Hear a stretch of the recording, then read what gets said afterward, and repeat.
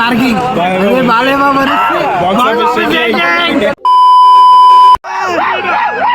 Elevations కొత్త rap అంటే రతులు బాగుంది. రతుల అదొకటి ఉంటది అనుకో. అర్థమైందిలే, అన్ని వాళ్ళలోనే అంటావు నువ్వు పోనేరా. హలో గైస్, సో సినిమా గురించి మాట్లాడుతున్నాం. మా ఎక్స్పీరియన్స్ ఎట్లుంది సినిమా చూసిన తర్వాత? ఓవరాల్ ఎంజాయ్ చేసినామా లేదా? A few minutes later.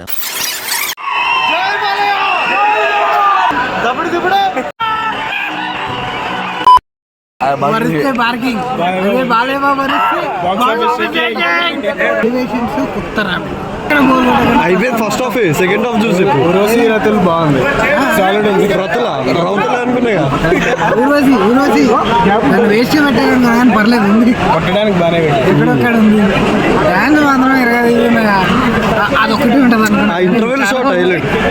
Interval pre interval అలాగే ఇచ్చే ఎలివేషన్ ఇంకే హీరోస్ పెట్టారు. One eternity later.